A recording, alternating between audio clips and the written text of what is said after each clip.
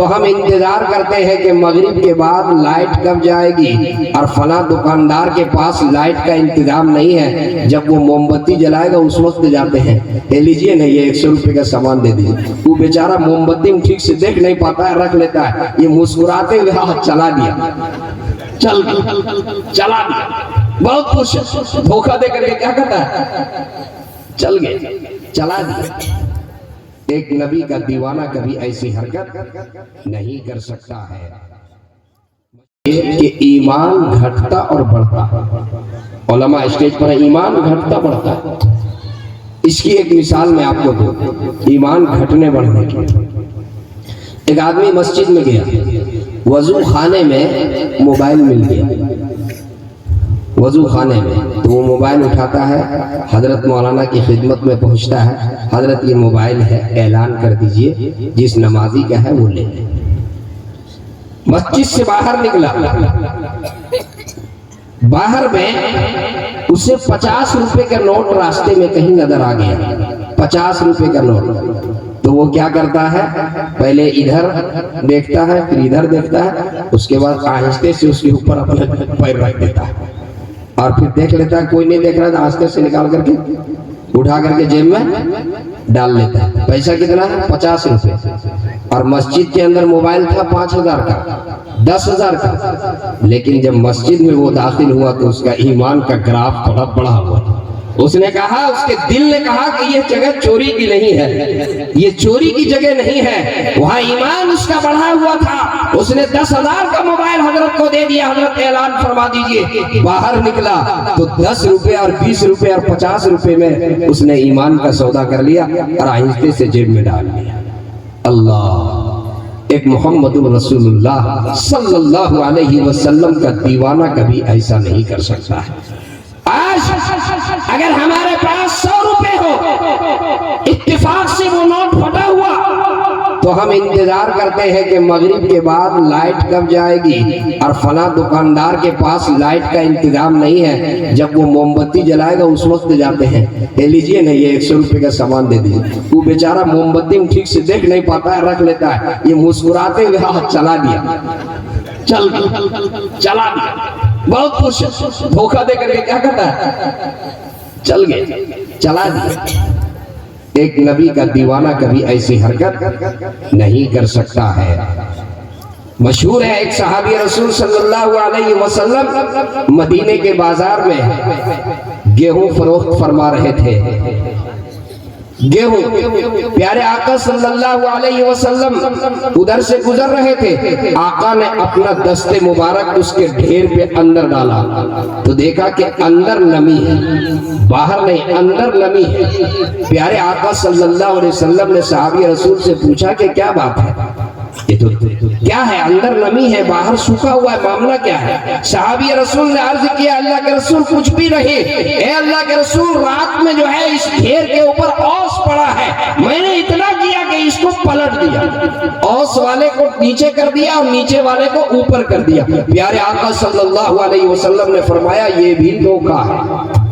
یہ بھی دھوکہ ہے۔ میرے دوستو، میرا کہنے کا مقصد یہ ہے، ایک نبی کا دیوانہ کسی کو دھوکہ نہیں دے سکتا، کبھی اپنی زبان سے غلط نہیں بول سکتا، کبھی کسی کی چغلی نہیں کر سکتا، کبھی کسی کے پیٹھ پیچھے گفتگو نہیں کر سکتا، کسی سے عداوت نہیں ہوگی، کسی سے نفرت نہیں ہوگی، کسی سے بغض نہیں ہوگا، کسی سے کینہ نہیں ہوگا، کسی کے ساتھ فراڈ نہیں کرے گا، کبھی غلط مقدمے میں کبھی غلط گواہ بن کر کے کھڑا نہیں ہوگا، کبھی اپنے اس بھائی کو وہ تکلیف پہنچانے کے در پہ نہیں ہوگا۔ پیارے آقا صلی اللہ علیہ وسلم سے سچی محبت اگر ہے تو ہمارے اندر پیمانہ اور ہمارے اندر کسوٹی پیارے آقا صلی اللہ علیہ وسلم کے صحابہ، وہ صحابی رسول جن کا واقعہ میں نے آپ کے سامنے نقل کیا، اس کو پیمانہ بنائیے۔ کاش کہ اللہ ہمارے دلوں میں بھی وہ جذبہ اور وہ محبت عطا فرما دے۔ اللہ اللہ، ایک موقع پر ذرا آپ صلی اللہ علیہ وسلم سے ہمیں اور آپ کو سچی محبت ہو جائے، آقا ہمارے لیے کس قدر ہمیں عزیز رکھتے تھے، پیارے آقا صلی اللہ علیہ وسلم ہمیں کتنا چاہتے تھے، آقا کو ہم سے کتنا تعلق تھا۔ میں ایک حدیث آپ کی خدمت میں پیش کرتا ہوں، اگر آپ کی توجہ ہو۔ پیارے آقا جناب محمد الرسول اللہ صلی اللہ علیہ وسلم مسجد نبوی میں تشریف فرما، ایک صحابی رسول صلی اللہ علیہ وسلم آپ کی خدمت میں حاضر ہوتے ہیں، عرض کرتے ہیں یا رسول اللہ طوبى لمن رآك وآمن بك، طوبى لمن رآك وآمن بك، اے اللہ کے رسول خوشخبری اس شخص کے لیے ہے جنہوں نے آپ کے رخ انور کو دیکھا، آپ کے چہرے انور کو دیکھا اور آپ کے اوپر ایمان لایا۔ ایک مرتبہ انہوں نے عرض کیا، اللہ کے رسول صلی اللہ علیہ وسلم سن کر کے خاموش رہے، آپ نے کوئی جواب ارشاد نہیں فرمایا۔ دوبارہ انہوں نے عرض کیا، آقا پھر خاموش رہے۔ تیسری بار انہوں نے عرض کیا، طوبى لمن رآك وآمن بك، اے اللہ کے رسول خوشخبری اس شخص کے لیے ہے جنہوں نے آپ کو دیکھا اور آپ کے اوپر ایمان لایا۔ تین مرتبہ صحابی رسول نے یکے بعد دیگر اس جملے کو عرض کیا، اللہ کے رسول خاموش رہے۔ صحابی رسول کے دل میں یہ بات آئی کہ شاید آقا کسی اور غم اور سوچ میں ڈوبے ہوئے ہیں، اس لیے آپ نے کوئی جواب ارشاد نہیں فرمایا۔ جب صحابی رسول نے تیسری دفعہ یہ جملہ عرض کیا تو آقا نے فرمایا،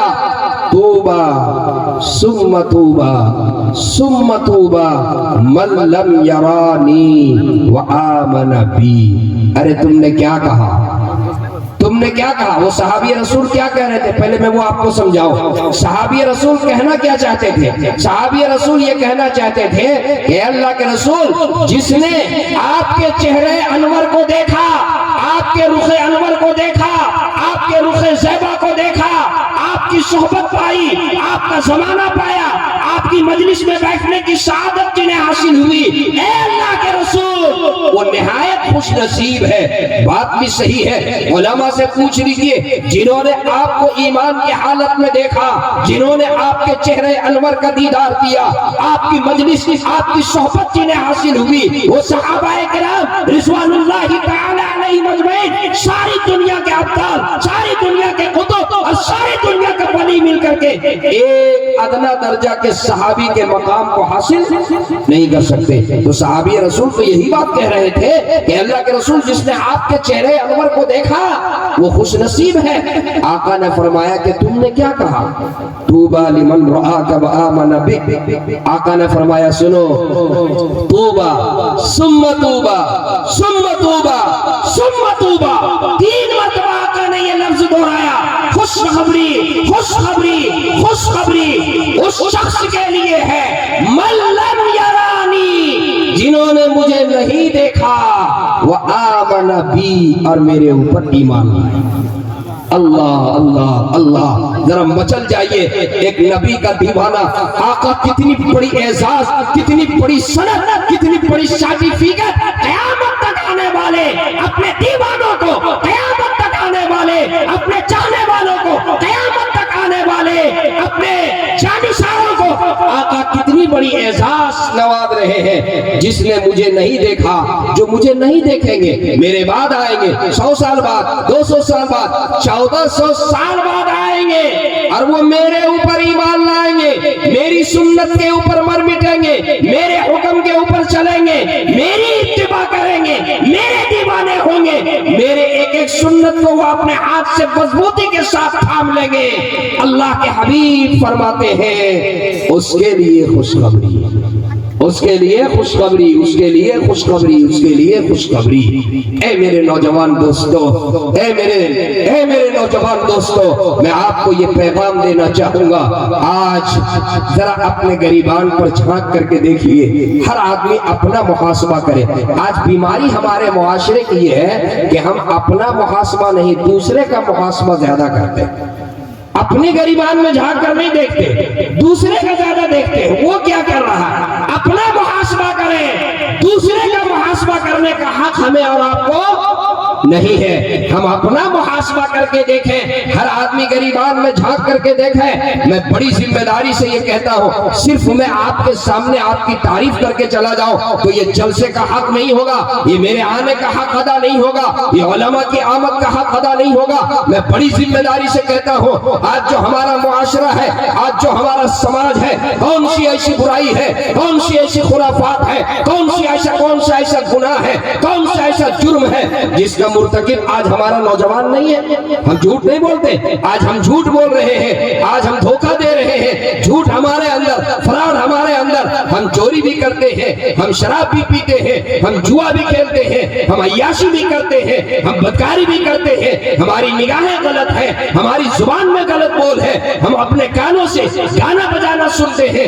آج کون سی ایسی برائی ہے، کون سی ایسی برائی ہے؟ ہمارے اندر عداوت ہے، ہمارے اندر حسد ہے، ہمارے اندر کینہ ہے، ہمارے اندر نفرت ہے، ہمارے اندر بغض ہے، ہم حرام کھاتے ہیں، حلال کے بجائے ہمارا کھانا حرام یا مسکوت، ہمارا لباس ناپاک یا مسکوت۔ اے میرے دوستو، بڑی ذمہ داری سے ایک جملہ نقل کرتا ہوں، قسم خدا کی، آج اس قدر برائیاں ہو رہی ہیں، اس قدر برائیاں ہو رہی ہیں، اس قدر جرائم ہو رہے ہیں کہ یہ زمین ہمارے جرائم کی وجہ سے، ہماری برائیوں سے، یہ زمین اور آسمان کے درمیان کی جو فضا ہے وہ مقدر ہو چکی ہے۔ یہ زمین اللہ سے فریاد کرتی ہے، اے بار الہ آپ اجازت دے دیں میں پھٹ جاؤں اور ان سب کو اپنے اندر نگل لوں۔ یہ زمین کبھی اللہ سے فریاد کرتی ہے، کبھی پہاڑ اللہ سے فریاد کرتا ہے، کبھی یہ بادل اللہ سے فریاد کرتا ہے، اے اللہ آپ اجازت دے دیں، کب تک کہ اس بدماش کو، کب تک کہ اس چور کو، کب تک کہ اس شرابی کو، کب تک کہ اس زانی کو، کب تک کہ اس اچکے کو، کب تک کہ اس لفنگے کو، کب تک کہ اس عیاش کو، اے اللہ برداشت کرو۔ اس کے وجہ سے ہوائیں مقدر ہو چکی ہے، فضائیں مقدر ہو چکی ہے، اے مولا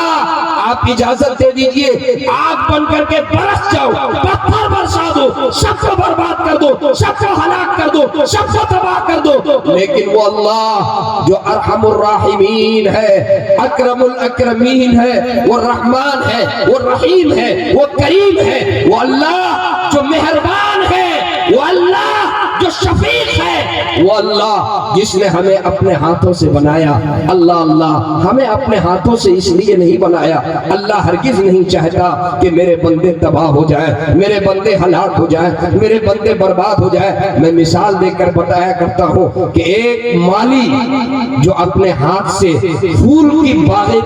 کو لگاتا ہے، اپنے ہاتھ سے اپنے باغیچے کو سنوارتا ہے، ایک مالی جو اپنے ہاتھ سے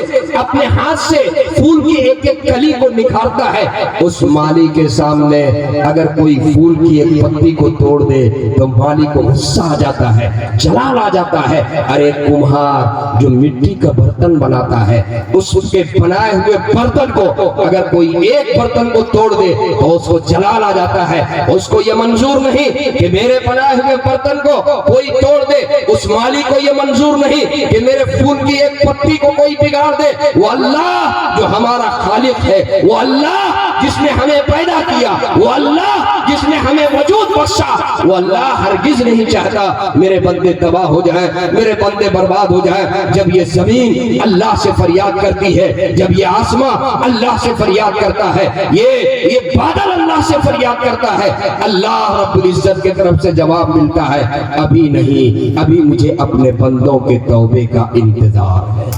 میرے بندوں کے توبے کا انتظار ہے۔ میرا بندہ میرے سامنے آئے گا، میرا بندہ میرے سامنے گڑ گڑائے گا، میرا بندہ تو قطرہ آنسو بہائے گا، میرا بندہ میرے سامنے آئے گا۔ میں اپنے بندوں کے توبے کا منتظر ہوں۔ آج ہی شب برات کی رات گزری، شب برات، اللہ اللہ، جس رات میں روایت میں ہے کہ فرشتے سمائے دنیا میں نزول فرماتے ہیں اور آواز لگاتے ہیں، ہے کوئی مغفرت طلب کرنے والا، ہے کوئی بخشش طلب کرنے والا، ہے کوئی معافی چاہنے والا، ہے کوئی رزق میں فراخی چاہنے والا، ہے کوئی بیمار شفا طلب کرنے والا، ہے کوئی بے اولاد چاہنے والا۔ فرشتہ اللہ کی طرف سے آواز لگاتا ہے کوئی بخشش چاہنے والا، آ جاؤ میرے در پہ، میرے سامنے آؤ، میرے سامنے لو لگاؤ، میرے سامنے دو قطرے آنسو بہاؤ، میرے سامنے اپنی جبی کو ٹیکو، مجھ سے مانگو، میں بخشنے کے لیے تیار ہوں، میں مغفرت کے لیے تیار ہوں، میں اولاد دینے کے لیے تیار ہوں، میں رزق میں وسعت دینے کے لیے تیار ہوں، میں پریشانی سے نجات دینے کے لیے تیار ہوں۔ اللہ وہ رحیم اور کریم اللہ کے طرف سے اعلان ہو رہا ہے۔ اور افسوس یہ ہے ہمارا نوجوان پٹاخہ پھوڑنے میں لگا ہوا ہے، ہمارا نوجوان پٹاخہ پھوڑنے میں لگا ہوا ہے، موٹر سائیکل گشتی کرنے میں لگا ہوا ہے، ہمارا نوجوان ادھر ادھر پھر رہا ہے۔ وہ اللہ وہ کریم وہ رحیم وہ رحیم منادی کے ذریعے سے آواز لگوا رہا ہے۔ اور ہم اس قدر یہ ہے، اس قدر محرومی میں ہے کہ ہم اللہ کے دربار میں نہیں جاتے، اللہ کے سامنے نہیں گڑاتے، اللہ سے ہم معافی نہیں چاہتے۔ اے میرے نوجوانوں، زندگی کا جو حصہ گزر گیا وہ گزر گیا، وقت جو گزر گیا۔ آج مرحوم عبدالغفور صاحب جن کے ایصال ثواب کے لیے اس مجلس کا انعقاد ہوا ہے، دعا کیجئے اللہ تبارک و تعالی کروٹ کروٹ ان کو جنت میں جگہ نصیب فرمائے، اللہ تبارک و تعالی ان کے قبر کو نور سے منور فرمائے۔ اے میرے دوستو، اے میرے نوجوانوں، اس دنیا چند دن کی ہے، یہ زندگی چند دن کی ہے، یہ دنیا فانی ہے۔ اللہ امام غزالی رحمت اللہ علیہ نے لکھا ہے، اے بازار میں گھومنے والوں تجھے پتا نہیں ہے، اے گھومنے والے تجھے پتا نہیں ہے تیرا کفن کا کپڑا دکان میں آ چکا ہے، تجھے پتا نہیں ہے تیرا کفن کا کپڑا آ چکا ہے۔ ابھی حضرت مولانا غلام مصطفیٰ قاسمی مدد اللہ العالی بھی مولانا رستم قاسمی کے یہاں جلسے میں موجود تھے، جھارکھنڈ کے سب قداور علماء اس میں موجود تھے، ہمارے بہت مشفق اور باکمال صلاحیت مند ذی استعداد حق و عالم دین حضرت مولانا اختر صاحب قاسمی نبر اللہ مربدہ، اللہ کروٹ کروٹ ان کو جنت میں جگہ نصیب فرمائے، اللہ ان کی مغفرت فرمائے۔ حضرت والا سے پہلے میری تقریر ہوئی، مولانا بیٹھے ہوئے تھے، اس کے بعد حضرت مائک پر کھڑے ہوئے، حضرت نے بڑی قیمتی نصیحت اور قیمتی تاثرات پیش فرمائے اور قیمتی نصیحت کر کے، اور حضرت جو ہی مائک سے نیچے بیٹھے اور فوراً دل کا دورہ پڑا اور وہ اللہ کے پیارے ہو گئے۔ سامنے نگاہوں کے سامنے وہ کیفیت میں نے دیکھی ہے۔ میرے دوست، میرے نوجوانوں، یہ زندگی چند دن کی ہے، اپنی اصلاح کر لیجئے، اپنی اصلاح کر لیجئے۔ ہر آدمی سوچتا ہے کبھی ہمارا نمبر نہیں آنے والا ہے، ابھی ہمارا نمبر نہیں آنے والا ہے۔ روز ایسے حادثات ہو رہے ہیں۔ ایک ہمارے رفیق محترم حضرت مولانا قیام الدین صاحب جو میرے ساتھی درسی ساتھی تھے، مولانا اس طرح بیٹھ کر کے گفتگو کر رہے ہیں، ان کی بچی کا رشتہ کا معاملہ تھا۔ مولانا نے ایک ساتھی سے اظہار خیال کرتے ہوئے صرف پوچھا، یہ جانتے ہو آپ فلاں لڑکے کو؟ انہوں نے کہا ہاں جانتا ہوں۔ آگے وہ جواب دینا چاہتے تھے اور مولانا اسی طرح صوفے میں بیٹھے ہوئے اور یوں ہوئے اور اللہ کے پیارے ہوئے، اللہ کے پیارے ہوئے۔ نوجوان عالم دین، نوجوان عالم دین، اے میرے دوستوں، اے میرے نوجوانوں، اے میرے بھائیوں، میں بہت پیار سے، بڑی محبت سے میں آپ کو یہ پیغام دینا چاہتا ہوں، یہ زندگی چند دن کی ہے، اپنی اصلاح کر لیجئے، اپنی اصلاح کر لیجئے، یہ طے کیجئے انشاءاللہ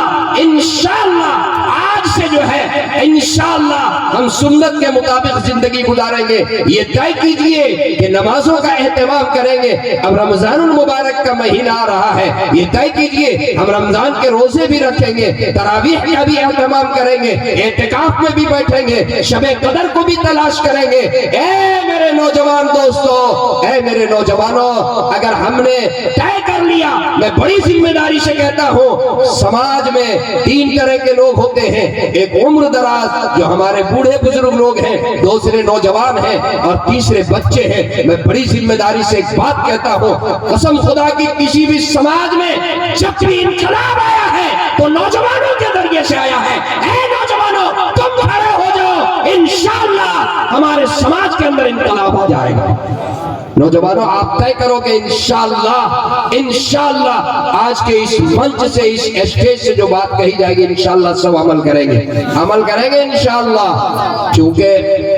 میرے پاس بہت زیادہ وقت نہیں، میرے بعد ایک اور خطیب ہیں حضرت مولانا سعد النجیب صاحب جو تشریف لائے ہیں، ان کا خطاب ہونا ہے، ٹرین بھی ہے، اس لیے مولانا نے جو مجھے وقت دیا ہے میں اسی وقت پر انشاءاللہ اپنی بات کو میں ختم کروں گا۔ نوجوانوں کے اصلاح کے تعلق سے، چونکہ یہ ہمارے ریاض البھائی اپنے والد مرحوم کے ایصال ثواب میں اس جلسے کو رچایا، تو میں مناسب سمجھتا ہوں ذرا سا میں آپ کی خدمت میں والدین سے متعلق کچھ بات عرض کر دوں۔ جن کے والدین حیات سے ہیں اپنے والدین کی خدمت کر لیجئے، والدین کی دعائیں لے لیجئے، والدین کی خدمت کر لیجئے، والدین کی دعائیں لے لیجئے۔ قرآن کریم میں اللہ تبارک و تعالی نے جہاں بھی اپنے بارے میں اپنی عبادت وَاعْبُدُوا اللَّهَ وَلَا تُشْرِكُوا بِهِ شَيْئًا وَبِالْوَالِدَيْنِ إِحْسَانًا،